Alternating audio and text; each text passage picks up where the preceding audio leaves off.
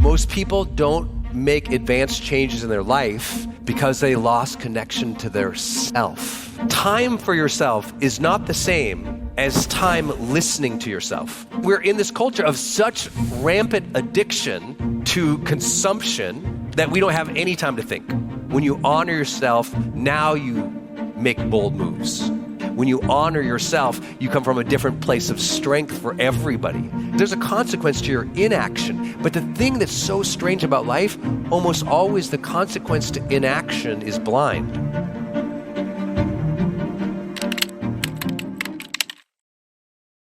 Most people don't make significant change in their lives because they've lost the connection to their self. Most people don't make advanced changes in their life because they lost connection to their self. They don't sense themselves anymore. They've prioritized everybody else and everything else for so long, they don't know who they are. This happens, you see this in research over and over in a divorce. A person wanders out of a divorce and for like 2 or 3 years, they're like, who am I? That one significant change in relationship makes you say, who am I? And they realize they haven't heard their own thoughts and feelings and desires and dreams. I can't help you change unless you start hearing your own thoughts and feelings and desires and dreams again. So what's the advanced stuff? You need everyday moments to connect to your own thoughts, feelings, desires, and dreams. What is that? Well, every single thing we're talking about can become a habit. Connection to self can become a habit. That can be your time to pray, to meditate, to do your ice bath and think about life. You can do, or whatever you have to think about. Like you have to find the time. If we're going to shift your life, there needs to be time in your life to connect with yourself. That might be your warm bath. That might be your daily walk. That might be your workout alone or with headphones. Like, when do you, and please let me be specific, time for yourself is not the same as time listening to yourself. Do y'all understand that? Something got lost with the pandemic in that. You got to take time for yourself. So people put on podcasts and get on ellipticals for 30 minutes and think they had time for themselves. No. You weren't even thinking. You were consuming. Consuming is not the same as listening to yourself. Who follows? Well, Brendon, you don't understand. I meditate. I'm like, what form of meditation?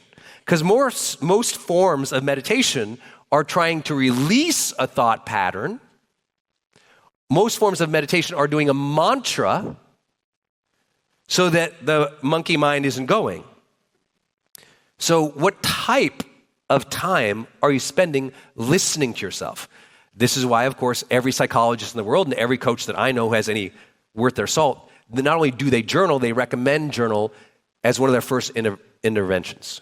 When you journal and you actually think about your thoughts, feelings, desires, dreams, how you're dealing with life, everything shifts.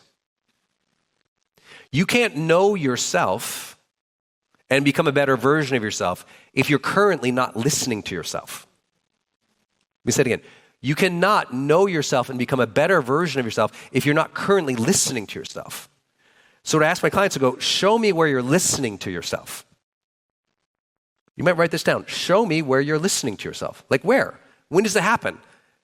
For some people, it's like New Year's drunk. I'm not judging, I'm just saying. It's a very common thing. Some people, they take a walk on their birthday and they think about it for 5 minutes, but they're really thinking about the future versus themselves. What is your real, true, authentic, loving self saying to you about what you really think and need and feel? Because here's the thing. It's hard to get change in your life if you're so out of touch with yourself. That one hit? It's hard to get change in your life if you're so out of touch with yourself. But we're in a modern era where every second we have that we're not in touch with ourselves. We're feeding ourselves. We're in that swipe mode. And when you're in swipe mode, you're not thinking. You're reacting, but you're not thinking. And real human behavior change takes thinking, more time alone. I just saw a great session with Huberman where he was describing to a friend how he spent 13 minutes talking about all the wealthy and extraordinary people he'd met. And he was like, I'm so shocked how much time they take to just think. And he's just like, he's blown away by it. And he realized, he's like, I don't think I've just sat and thought for like 3 years. To just sit and actually think about yourself and your life and how things are going without consuming. No consumption, just thinking in quiet.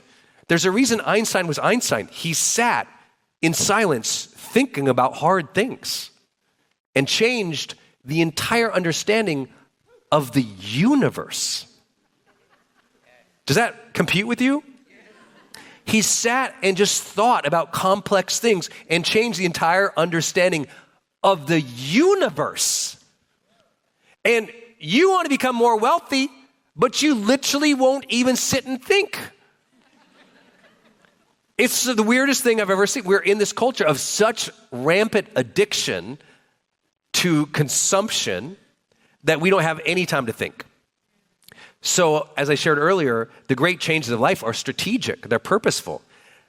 But most people aren't enacting a strategy, they're just reacting today. And so I want you to take time to think. Like when you hang out with the best CEOs and entrepreneurs, they're thinking.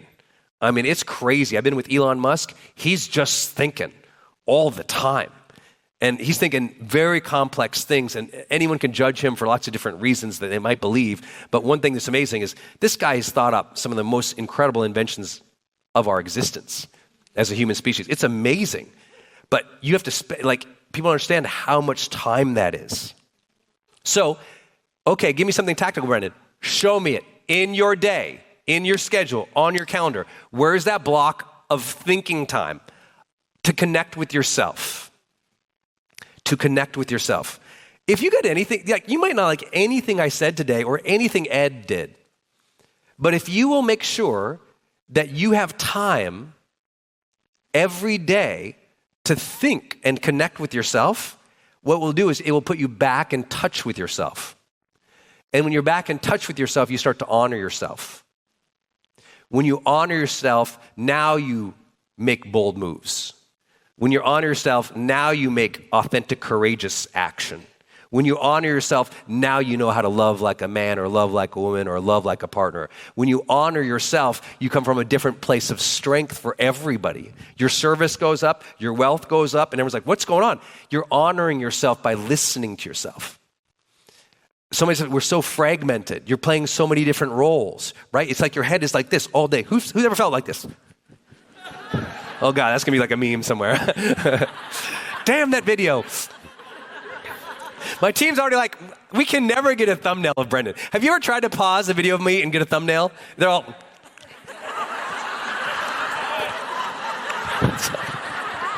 It's like impossible. But who knows what I'm talking about? Who's felt like this in the last 3 years?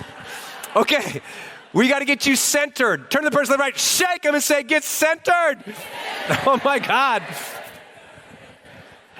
Okay, if we're going to change, we also need connection beyond yourself. So what's your habit to connect beyond yourself? Now, this can be connection with others. This can be connection with your creator. This can be connection with nature, but we got to get you out of you now. Every day we got to get you into you, and every day we got to get you out of you, right? And so this connection beyond self, for Ed, as you all know, he's down on his knees praying. For me, being a Montana kid, it's outside. If I'm in nature, I'm with God. I'm an outside kind of guy. It's just something different for me. That's where that connection happens. That's a big, important part for me. My conversations with God are outside. I got to walk and be in nature. I'm a guy from the rivers. It's got to happen. So getting connection beyond yourself, where does that happen? Because see, what are these two things going to give you? Well, we know from research called high performance habits that the first habit, that the first habit is to seek clarity. How do you get clarity? You got to connect and listen to yourself again, and you got to connect beyond you. If we could get advanced change in your life, do you know what every single performance psychologist, every single mindset coach, and every therapist would agree in the world? Clarity. If we can increase your clarity for who you want to become and how you want to live and how you're going to live into that, we shift your life forever. Clarity is your answer. The issue that I'm trying to demonstrate here is you need to know where you're going to get that clarity from. Where's clarity coming from? Oh, clarity is coming from my character idealization. Who do I want to become? Then it's time to connect with self and time to connect beyond self. That helps develop the role clarity of who we want to be. This stuff is so important. Now we get to some of the basics and simple fundamentals. Okay, we want to change somebody. I prefaced earlier, we're just going to challenge them. Stubborn or not, we got to introduce challenge into your life. Second, we got to pull in something called consequence review. Do you know why a lot of people never change? They never think about the consequences of their inaction and their action. See, it turns out higher performers are very adept to thinking about consequences. They're not paranoid. They're not paranoid, though Jim Collins would argue otherwise in one of his later books. He wrote Good to Great, and he would argue that, no, it's very important that some of the greatest leaders in the world, they're slightly paranoid. And what he was trying to elaborate was they're kind of seeing out, and they know they got to hedge against these bets. They got to make sure they don't lose. They got to see that what we're doing now is adding up into a direction, and if we don't shift now, that direction's going to crash. Some people never change their behavior because they're so in the moment. They're so out of touch with themselves that they can't even see the consequence of who they're becoming. Who's ever had a child like this? You kind of had to say, oh my God, if you don't change your behavior, you're going to go to jail. A lot of people told me that when I was growing up. I remember one time, I don't know what happened to us goofy kids, but somebody taught us, I don't know, somebody in my high school taught us that you could go into a parking lot at night and you could get one of those shopping carts and you could put it in front of the car and then put your friend in the shopping cart and go fast. Yeah, this became a thing. I have no idea why. And then you could also climb on top of all the buildings. It was like a goal to climb on every top big building in our high school town. I have no idea why we crawled on all those buildings, but it became a thing. For fun, maybe. I don't know. I didn't ever think I was Spider-Man.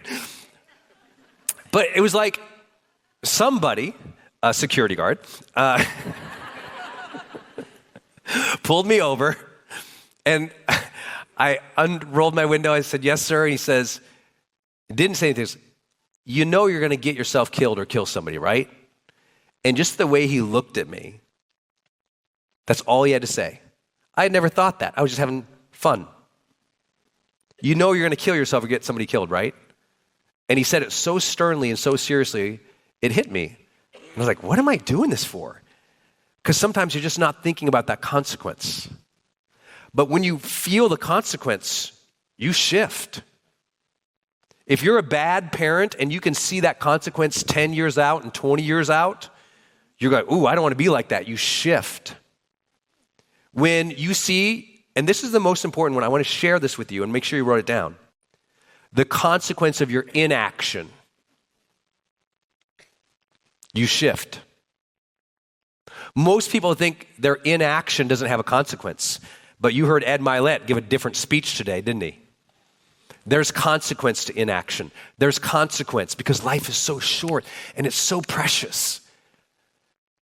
And you have to realize the things you don't do are also adding to a type of life.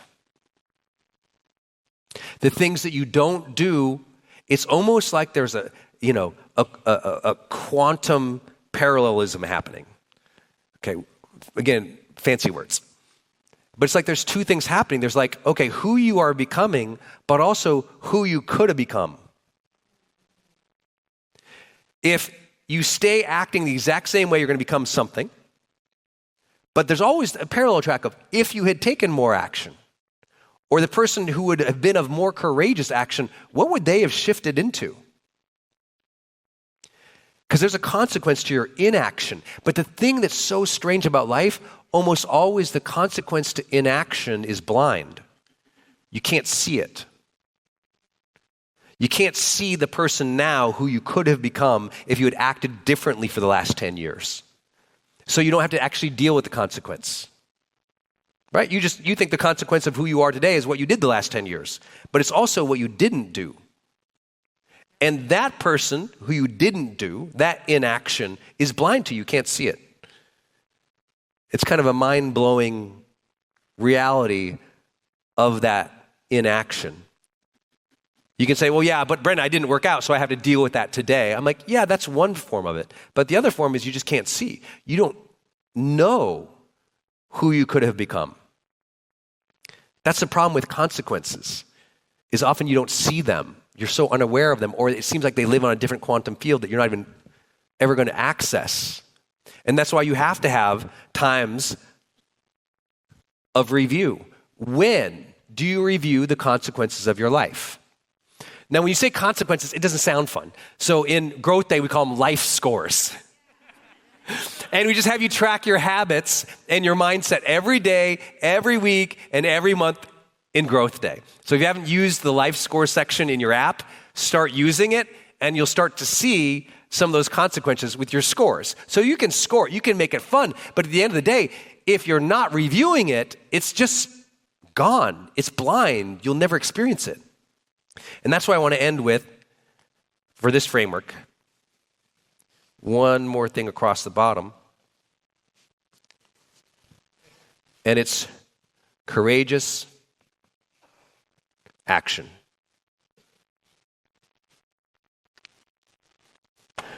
Courage is that virtue that makes all other virtues possible. You've heard that quote before. Courage is the virtue that makes all other good virtues possible.